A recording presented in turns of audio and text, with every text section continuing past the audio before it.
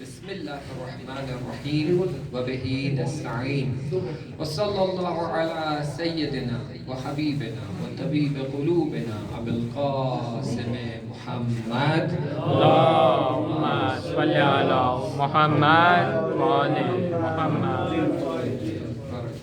وأهل بيته الطيبين الطاهرين اللهم صل على محمد وعجل فرجهم قال الله تعالى في كتاب المبين بسم الله الرحمن الرحيم قل هو الله أحد. ایک سلوات پڑھ دیجیے.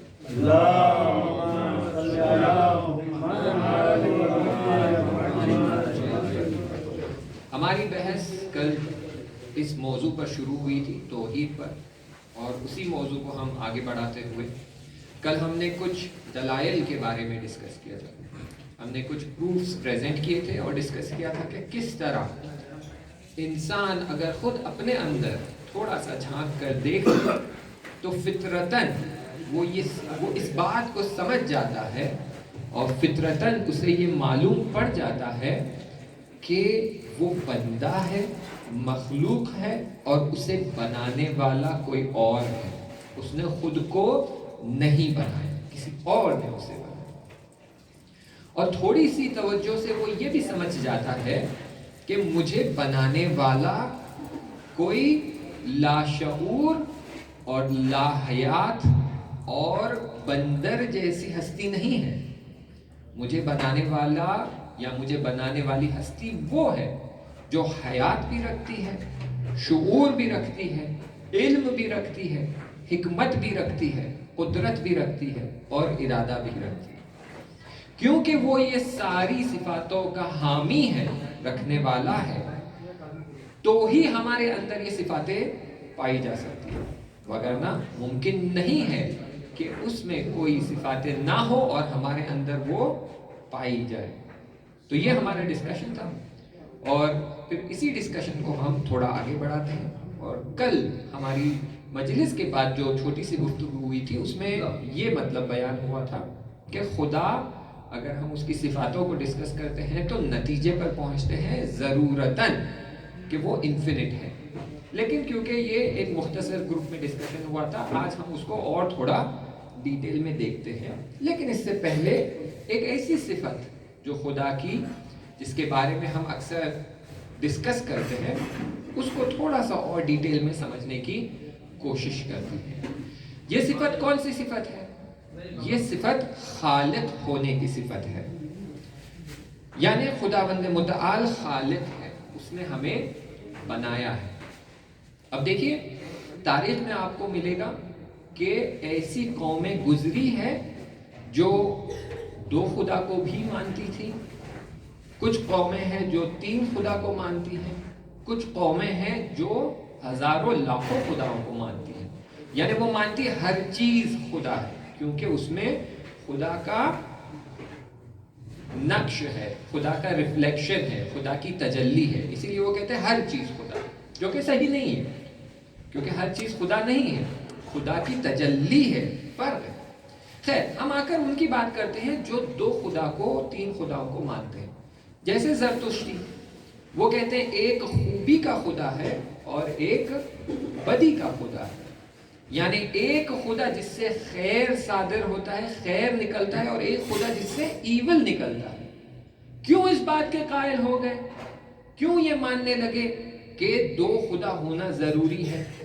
کیونکہ انہوں نے جہان میں دیکھا، دنیا میں دیکھا کہ کچھ چیزیں ہیں جو خیر ہے، جو اچھی ہے، جیسے سورج کی روشنی، تازی ہوا، پیڑ پودے اور اس پر پھل، پینے کا پانی، اور انسان کی زندگی، حیات، اولاد، یہ چیزیں خیر ہیں. ساتھ ہی ساتھ کچھ ایسی چیزیں ہیں جو ان کی نظر سے خیر نہیں ہے، جیسے طوفان آنا، سیلاب آنا، زلزلہ آنا، آتش فشان یعنی والکینو ایرپشن ہونا، جنگلوں میں آگ لگ جانا، بیماریاں آنا. تو انہوں نے کہا کہ اگر ہمارا خدا خیر خواہ ہے، اچھا ہے، اور انسان کے لیے اچھی چیزوں کی تمنا کرتا ہے، تو یہ موت، بیماری، زلزلہ، طوفان، आग लगना, ये सारी चीजें तो फिर हमारा खुदा ये नहीं कर सकता, क्योंकि वो तो हमारे लिए अच्छी चीजें चाहता है। तो फिर कोई एक ऐसा खुदा होना जरूरी है जो बुरी चीजें चाहता है इंसान के लिए।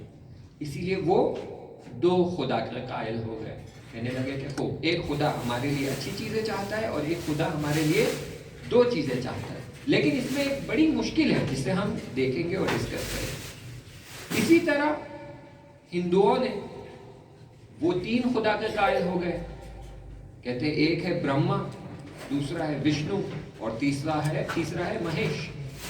ब्रह्मा खल्क करता है, बनाता है, और विष्णु मैनेज करता है, पूरी दुनिया को रन करता है।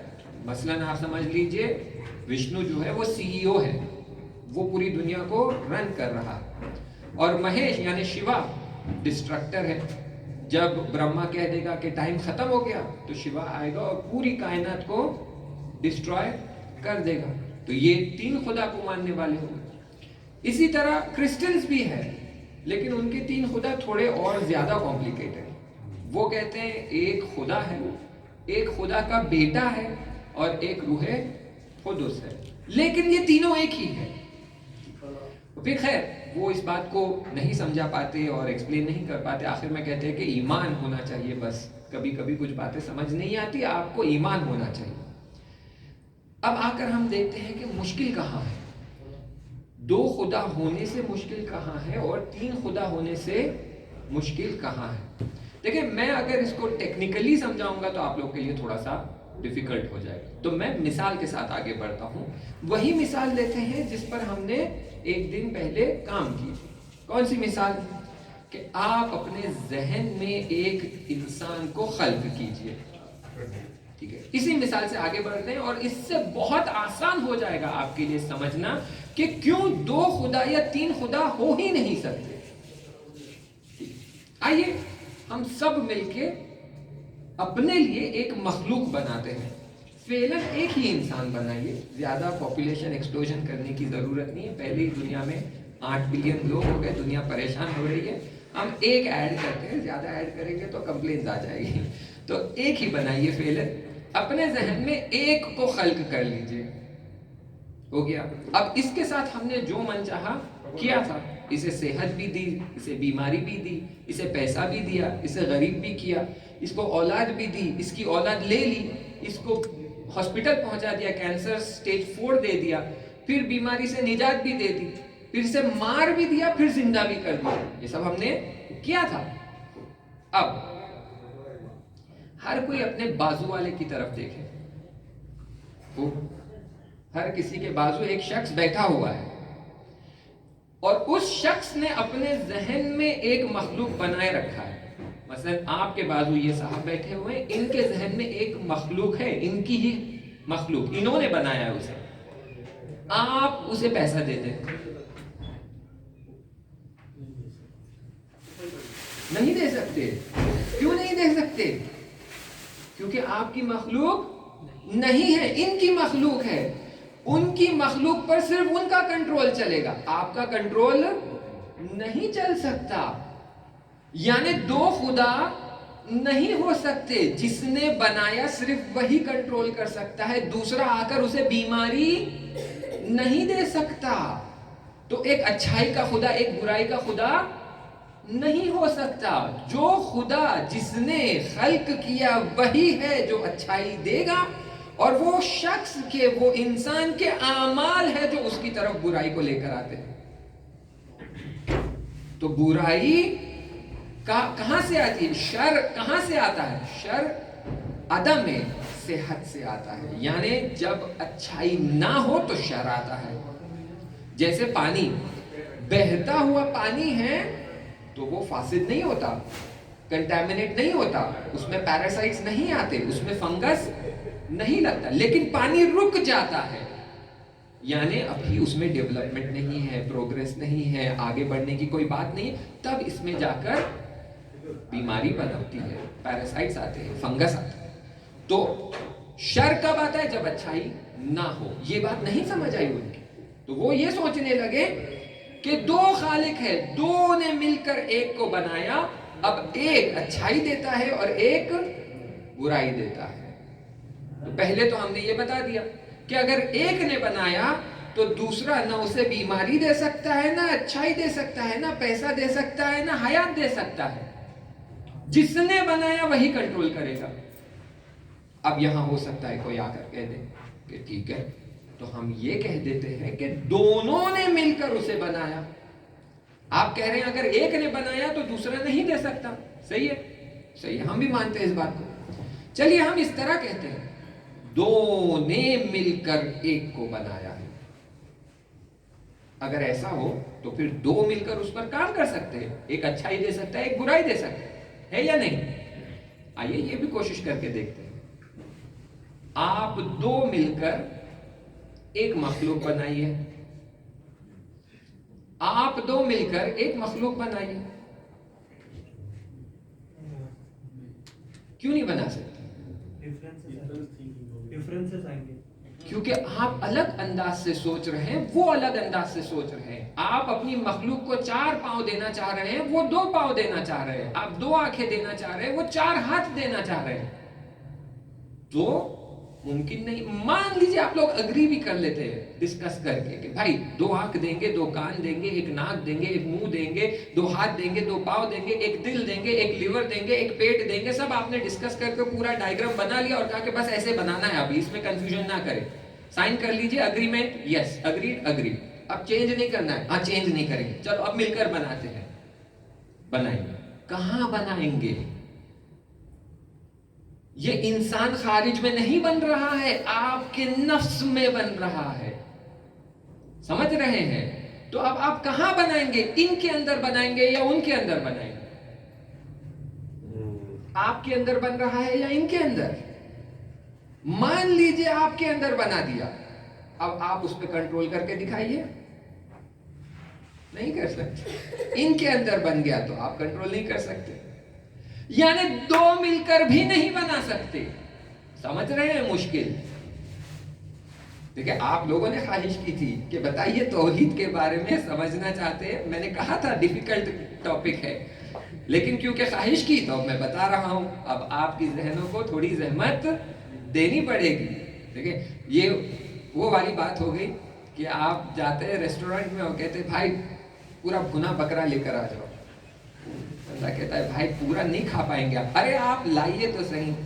ارے سر آپ نہیں کھا پائیں گے پورا، آپ آدھا ہی آرڈر کر لیجئے، ویسٹ ہو جائے گا. نہیں نہیں آپ لائیے تو صحیح. اب آ گیا، تھوڑا سا کھانے کے بعد ریئلائز ہوا کہ نہیں پورا تو نہیں کھا سکتے، پیٹ میں جگہ نہیں ہے، ہضم نہیں ہوگا. اور وہ ویٹر کہہ رہا ہے سر آپ ویسٹ نہیں کر سکتے، پیسے تو پورے دینا ہے، پارسل لے جائیے. تو ابھی اپنے ذہنوں میں پارسل بنائیے علم کا، لے جائیے اور اس پہ سوچتے رہیے آخر ماہ رمضان کے آخر تک. تو ڈبے بھی جو ہے منتظر بھائی آپ کو دے دیں گے باہر سے پارسل بنانے کے لیے. تو آپ کی خواہش پر جو ہے پیچیدہ بحث کو آگے بڑھا رہے ہیں. تو 2 مل کر بھی نہیں بنا سکتے. کیوں؟ کیونکہ جس چیز کو بنایا جا رہا ہے اس کو ایک جگہ پر کریٹ کیا جا رہا ہے. وہ جگہ مشخص ہونی چاہیے، کلیئر ہونا چاہیے، اور جس کے نفس میں وہ ہے صرف وہی کنٹرول کر سکتا ہے. میں نے اپنے تصور میں انسان بنایا ہے، آپ میں سے کسی میں نہ ہمت ہے نہ قدرت ہے کہ اس میرے مخلوق کو آپ کنٹرول کر سکیں. کر پائیں گے؟ نہیں. آپ میں سے کوئی میری مخلوق کو کنٹرول نہیں کر سکتا. کون کر سکتا ہے؟ صرف ایک ہستی، جس نے مجھے بنایا ہے. جس نے مجھے بنایا ہے وہ میرے اوپر ہے، وہ مجھے کنٹرول کر سکتا ہے تو میری مخلوق کو بھی کنٹرول کر سکتا ہے. سمجھ رہے ہیں؟ یہ بہت زیادہ امپورٹنٹ نکتہ ہے.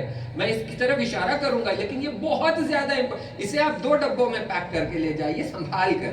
بہت امپورٹنٹ نکتہ ہے. میں نے جسے بنایا اسے میں کنٹرول کر سکتا ہوں اور اسے کوئی اور کنٹرول نہیں کر سکتا مگر اس نے جس نے مجھے بنایا ہے. یہ بات کلیئر ہو گئی؟ یعنی یہ کہ 2 خدا مل کر ایک کو نہیں بنا سکتے، ایک نہ خیر والا اور نہ ایک شر والا. ایسے ہی 3 خدا مل کر بھی نہیں بنا سکتے. کہ کہہ دے کہ ایک بنانے والا، ایک مینج کرنے والا، ایک ڈسٹروائے کرنے والا. نہیں، جس نے بنایا وہی مینج کرے گا، وہی ڈسٹروائے کرے گا. تو زرتشتیوں کی جو عقیدت ہے کہ دو خدا ہے، اہورا مزدا اور دوسرا خدا، یہ غلط، باطل ہوگی اسلام کے حساب سے. ایک ہی خدا. ہندوؤں کی جو آئیڈیالوجی ہے برہما، وشنو اور مہیش، یہ بھی رد ہو گئی. ایک ہی خدا ہے. اور پھر ٹرینیٹی والی بات بھی رد ہو گئی کرسچینٹی. یعنی صرف اسلام حق ہے، ایک ہی خدا ہو سکتا. ممکن ہی نہیں ہے کہ برہما بنائے، وشنو مینیج کرے اور شیوا آ کر ڈسٹروائے کرے. کیونکہ جس کو برہما نے بنایا صرف برہما ہی اسے مینیج کر سکتا ہے. اگر بات حل ہو گئی ہے تو ایک سلوات پڑھیے.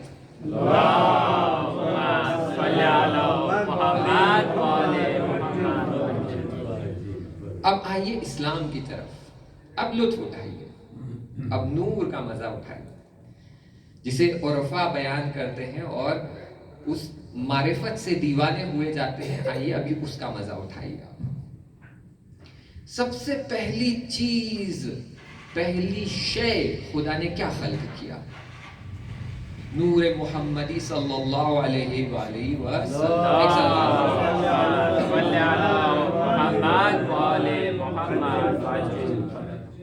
یعنی سب سے پہلی ہستی وہ صادر اول ہے، وہ نور ہے جو خدا نے بنایا، اور اس نور سے پھر سب کچھ بنا ہے.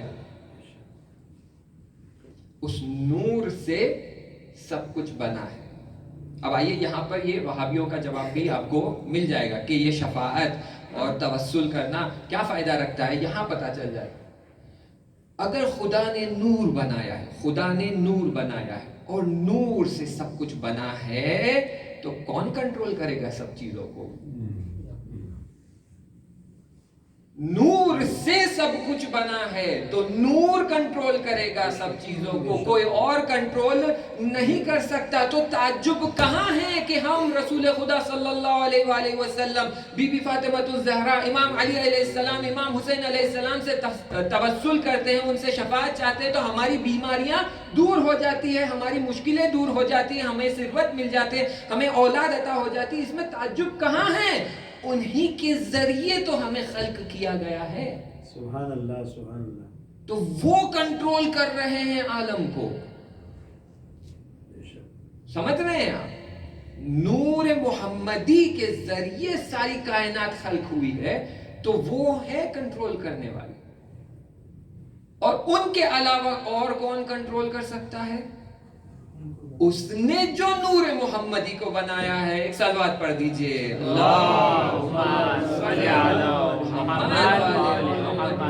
یعنی کائنات پہ کنٹرول کرنے کے لیے سب سے اوپر خدا، اور اس کے بعد میں نے خود اتھارٹی دی ہے، پرمیشن دی ہے، کنٹرول دی ہے. تو اہل البیت آ گیا. اسی لیے تو اہل البیت کے ذریعے ہماری بڑی بڑی مشکلیں حل ہو جاتی ہیں.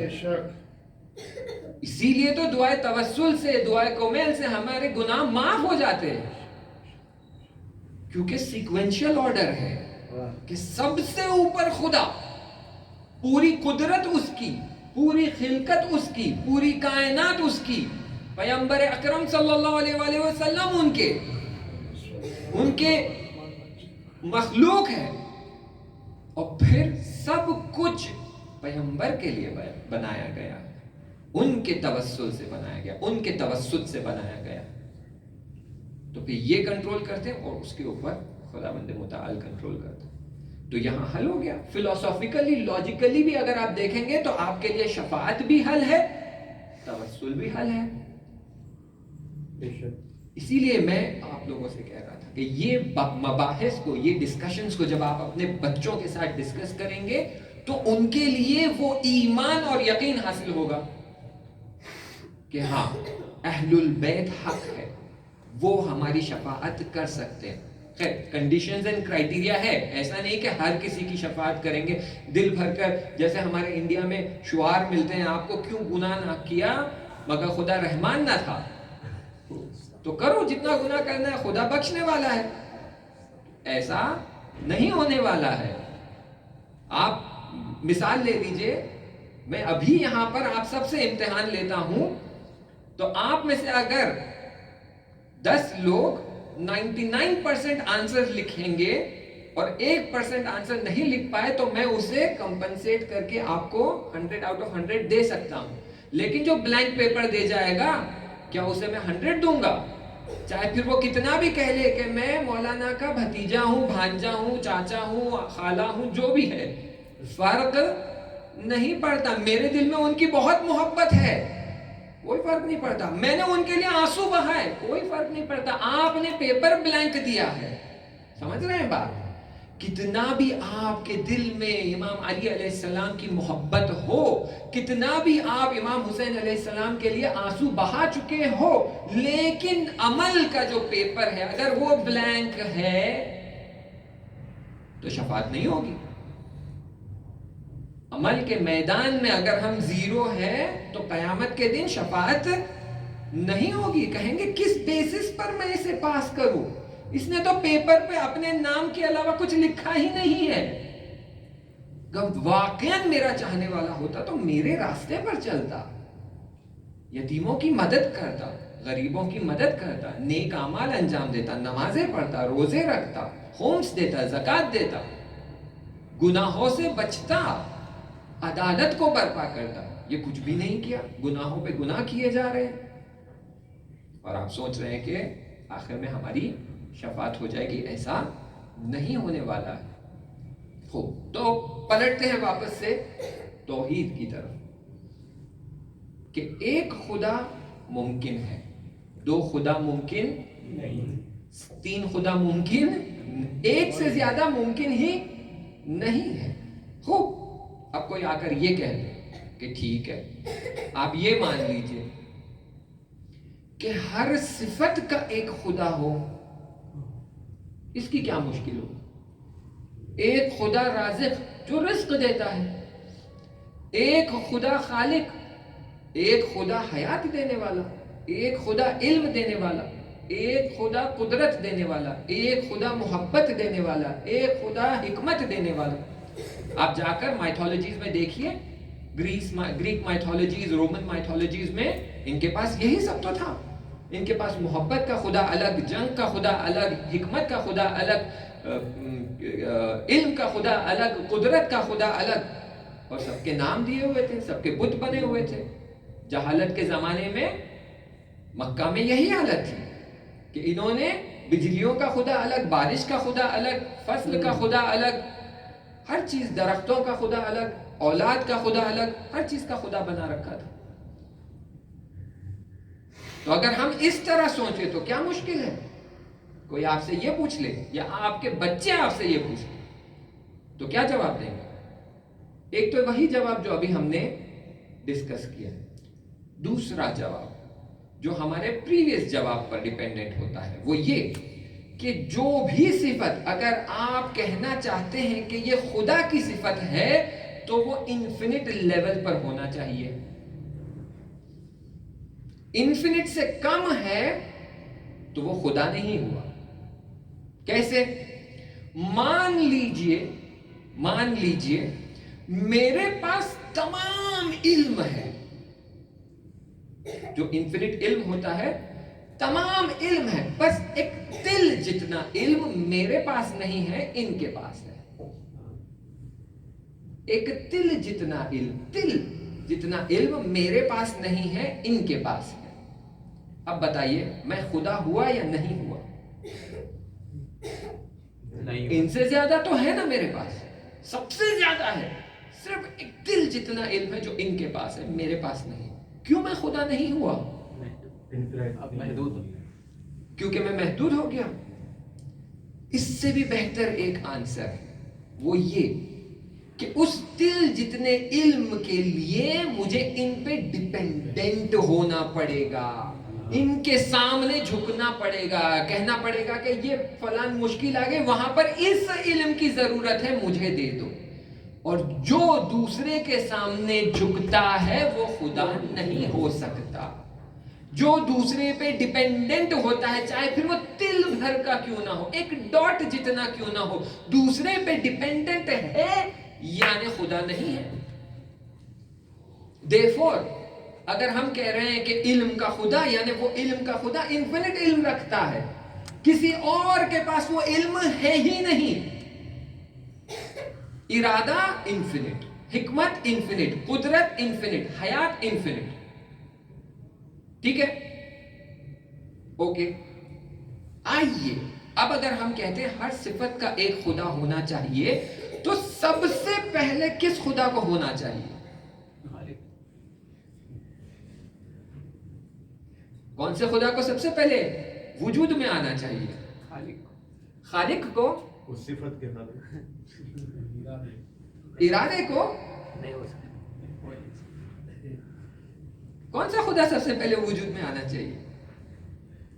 حیات، وہ خدا جس کے پاس حیات ہے، کیونکہ انفینٹ حیات ہے، ازلی اور ابدی، تو اسی لیے وہ تو وجود میں ہے ہی کیونکہ حیات ہے، وہ بھی نہایت ہے، ذات میں حیات چھپی ہوئی ہے، تو حیات کا خدا وجود رکھتا ہے، اسے وجود میں آنے کی ضرورت بھی نہیں، وجود رکھتا ہے کیونکہ ازلی اور ابدی ہے۔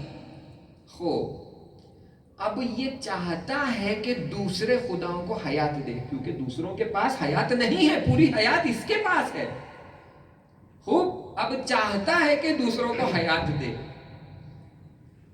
حیات دینے کے لیے دو چیزوں کی ضرورت ہے۔ پہلی، ارادہ، مجھے ارادہ کرنا پڑے گا کہ مجھے حیات دینا ہے۔ دوسری، قدرت، مجھ میں وہ قدرت ہونا چاہیے کہ میں حیات دے سکوں۔ لیکن ارادے کا خدا تو موجود ہے ہی نہیں، کیونکہ پوری حیات تو میرے پاس ہے، تو ارادے کا خدا ہے ہی نہیں۔ نہ قدرت کا خدا ہے، کیونکہ پوری حیات میرے پاس ہے، جب تک میں نہیں دوں گا وہ آئے گا نہیں۔ میں دوں کیسے؟ میرے پاس قدرت ہی نہیں ہے، میرے پاس صرف حیات ہے۔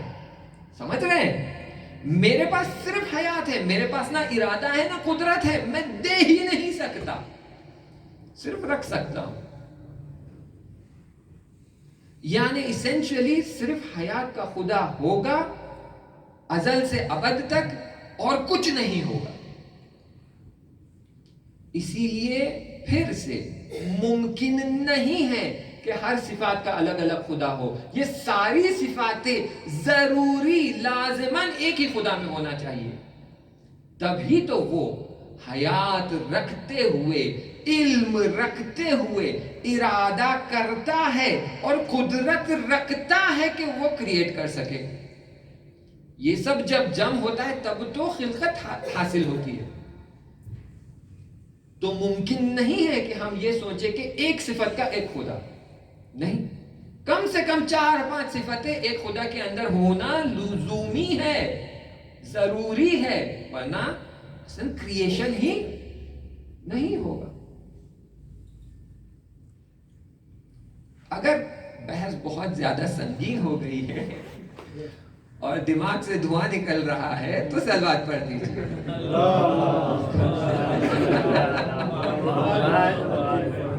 تو دماغ سے دھواں نکل، اور آپ بخاری کے بازو بھی بیٹھے ہوئے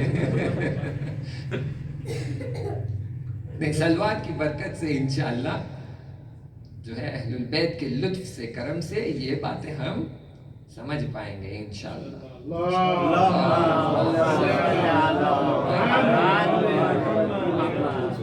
دیکھیں افطاری تو ہو گئی، اب پارسل لے جانے والی بات ہے یہ۔ افطاری آپ نے جم کے کر لی، اب جو مل رہا ہے وہ سب پارسل ہے، یہ آپ کو لے جانا ہے، بیٹھ کے رات بھر سوچنا ہے کہ یہ مولانا کیا کیا بول گئے۔ ریکارڈنگ ہے نا، یوٹیوب پہ رہے گی نا، تو بعد میں آپ 2 بار 3 بار سنیے، اس پہ سوچئے، انشاءاللہ آپ فائدہ اٹھائیں گے۔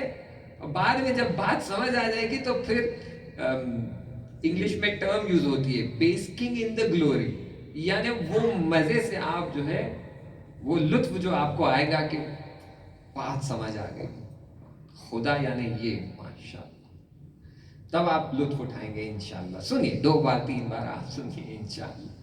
خوب، تو یہاں پہنچے کہ 2 خدا نہیں ہو سکتے، 3 خدا نہیں ہو سکتے، ہر صفت کا ایک خدا نہیں ہو سکتا، تمام صفتوں کا حامی ایک خدا ہو سکتا ہے، اور ضرورتاً انفینٹ ہونا ہو۔ اب یہ لاسٹ شبہہ میں مطرح کروں گا، ٹائم بھی ختم ہو رہا ہے، پھر اس کے بعد دوسری مجلس بھی یہی پڑھنا ہے نیچے بیٹھ کر، جو کل آپ لوگوں نے پڑھوائی تھی، تو اس کے لیے بھی کچھ مطلب بچا کے رکھنا ہوگا۔ تو یہ لاسٹ مطلب آج بیان کرتے، کوئی اگر آ کر کہہ دے کہ ٹھیک ہے، ہر خدا کی ایک کائنات، ایک خدا، اس طرح سوچے، ایک خدا اور اس کی ساری کائنات، جس میں آپ کے پیغمبر بھی آ گئے، نور اول بھی آ گیا، جبروت بھی آ گیا، ملکوت بھی آ گیا، ملائک بھی آ گئے، فرشتے بھی آ گئے، جنت بھی آ گئی، جہنم بھی آ گئی، دنیا بھی آ گئی، لوگ آ گئے، یہ اس کا خود کا ایک یونیورس، یہ خود کی ایک کائنات، ایسے ہی اور ایک خدا، اور تیسرا خدا، جو آج ہم ملٹی ورس کی بات کرتے ہیں، یونیورس سے پھر ہم ملٹی ورس کی طرف چلے گئے، کہتے کہ فراوان یونیورس موجود ہے، تو ویسے آپ یہ بھی کہہ سکتے ہیں کہ فراوان خدا موجود ہے، ہر خدا کی اپنی کائنات، وہ اپنی کائنات چلا رہا ہے، کیا مشکل ہے اس میں؟ کیا مشکل؟ وہی خلق بھی کر رہا ہے، وہی مینج بھی کر رہا ہے، وہی قیامت بھی برپا کرے گا، وہی حساب کتاب بھی لے گا، وہی جنت بھی دے گا، وہی جہنم بھی دے گا، وہی جزا بھی دے گا، وہی سزا بھی دے گا، وہی رزق بھی دے گا، وہی غفور ہے، وہی رحمان ہے، وہی رحیم ہے۔ کیا مشکل ہے اگر آپ اس طرح سے 2 کائنات کا تصور کریں؟ طلاب کے لیے تو جواب بہت آسان ہے، کیونکہ بسیط 2 نہیں ہو سکتے۔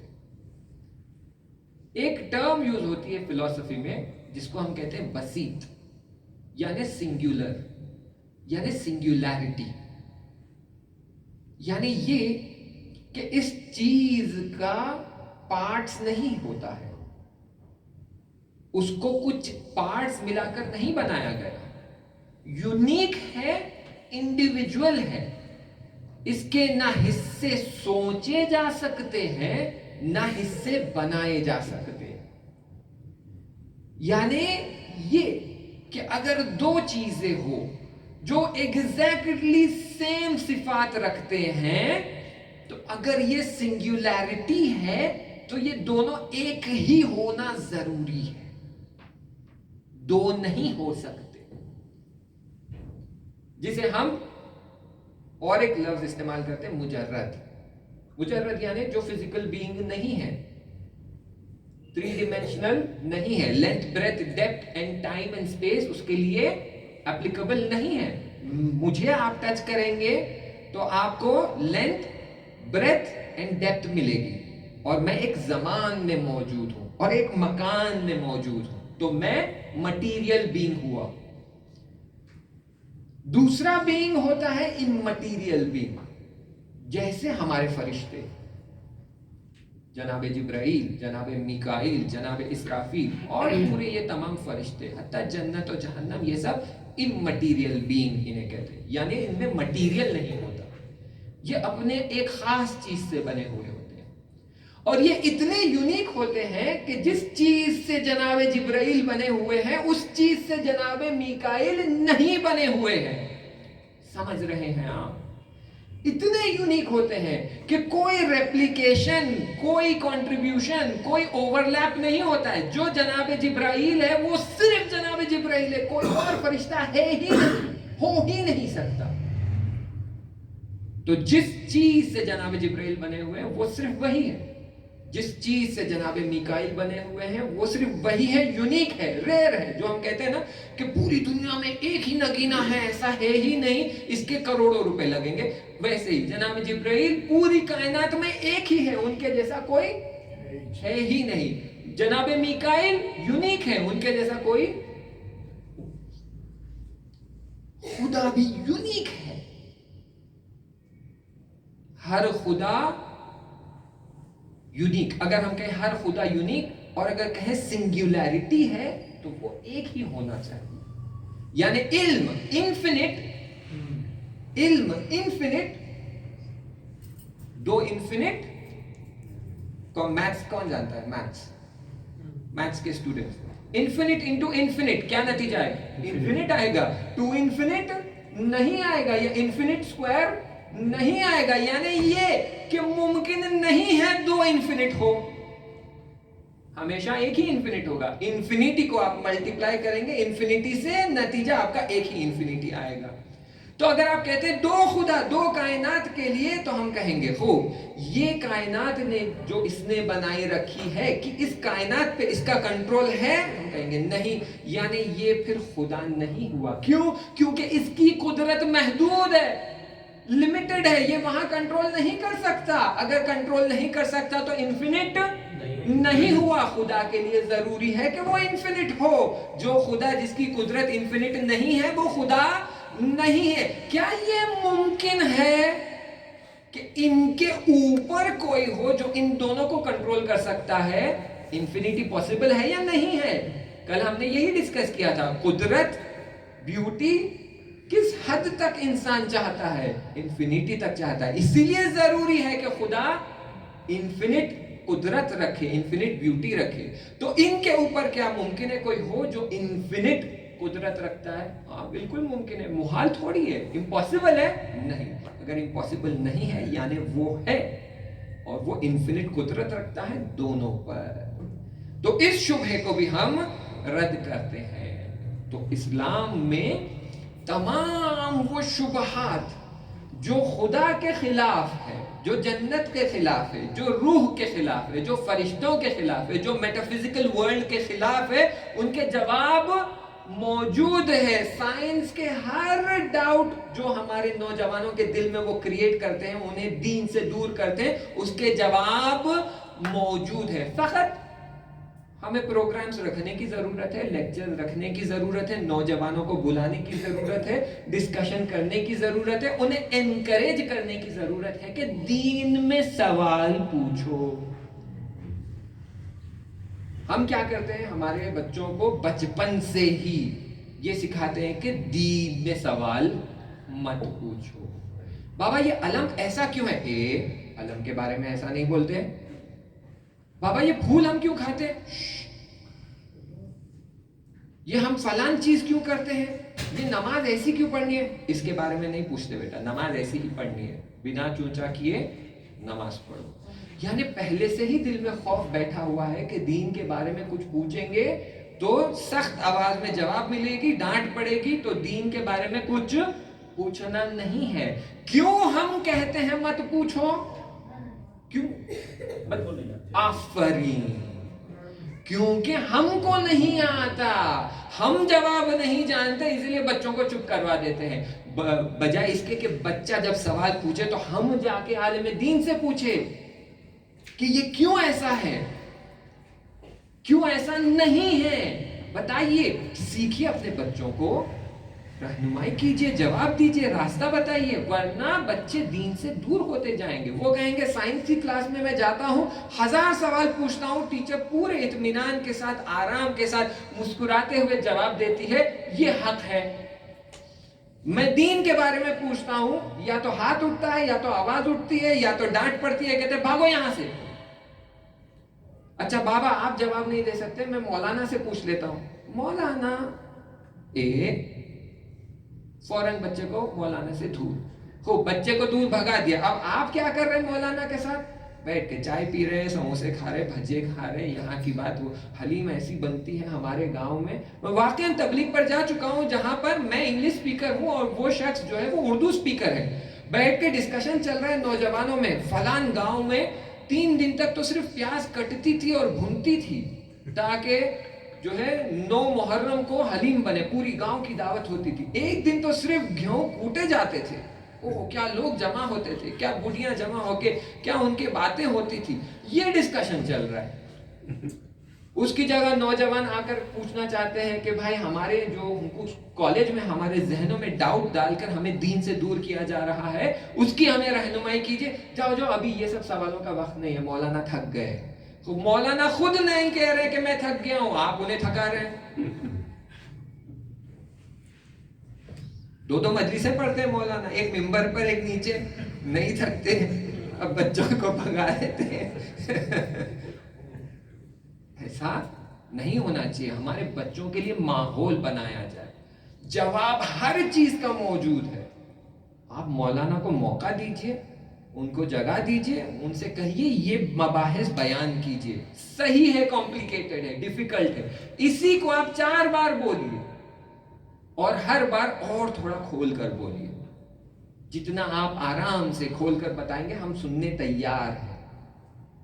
دیکھیں جناب سلمان فارسی ایسے ہی نہیں بنے, اس لیے بنے کیونکہ یہ باتیں سمجھ آئی ہے ان کو, اور یہ باتیں سمجھنے کے لیے 2 زانو ہو کر امام علی علیہ السلام کے سامنے بیٹھتے تھے, کہتے تھے مولا میں نہ سمجھوں سمجھائیے.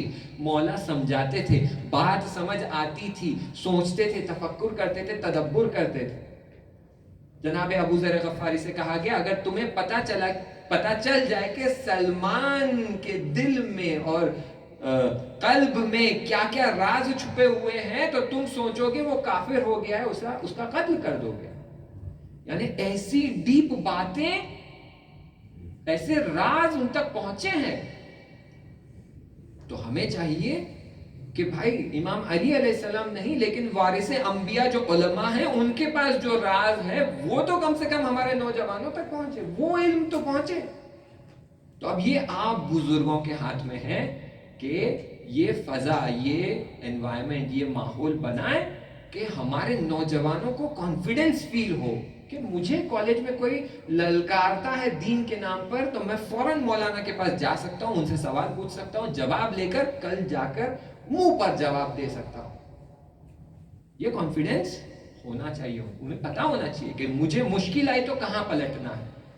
ہم جانتے ہیں ہمیں مشکل آئی تو ہم اہل البیت علیہ السلام کی طرف پلٹتے ہیں. علماء اہل البیت علیہ السلام کے در سے علم لے کر آپ کے معاشرے میں حاضر ہے, تو آپ اپنے بچوں کو ان کی طرف پلٹائیں. وآخر الدعوانا وصلی اللہ علی سیدنا محمد وأہل بیتہ الطیبین الطاہرین. اللہم صلی علی محمد وآل محمد وعجل فرجهم. بسم اللہ الرحمن الرحیم. اللہم کل ولیک الحجۃ ابن الحسن صلواتک علیہ وعلی آبائہ فی هذه الساعة وفی کل ساعة وليا وحافظا وقائدا وناصرا ودليلا وعينا حتى تسكنه أرضك طوعا وتمتعه فيها طويلا برحمتك يا أرحم الراحمين. اللهم صل على محمد وآل محمد وعجل فرجهم.